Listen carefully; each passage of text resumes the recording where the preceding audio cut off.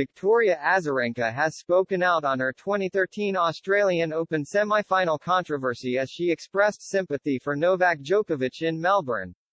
Resurgent Australian Open semi-finalist Victoria Azarenka says she feels sympathy for Novak Djokovic as she passionately pleaded for players to stop being treated like villains. Djokovic's hamstring injury has dominated the headlines at Melbourne Park as the Serbian legend chases a record-extending 10th Aussie Open crown.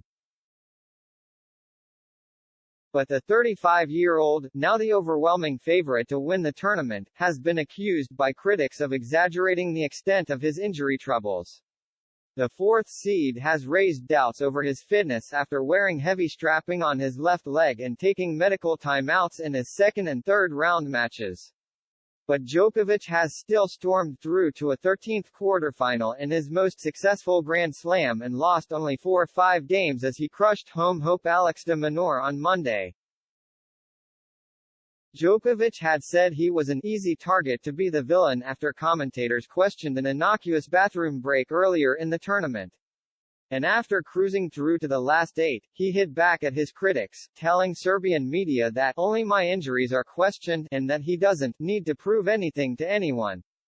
Former world number 1 Azarenka, a contender for her third Aussie Open title, resonates with Djokovic after feeling similarly aggrieved the last time she reached this stage of the tournament a decade ago.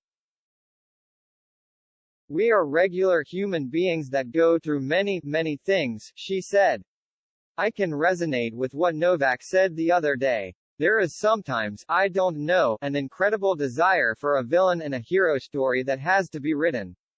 But we're not villains and we're not heroes. Nobody is there to see the full story, and it didn't matter how many times I said my story, it did not cut through. It took me 10 years to get over it, and I am finally over that."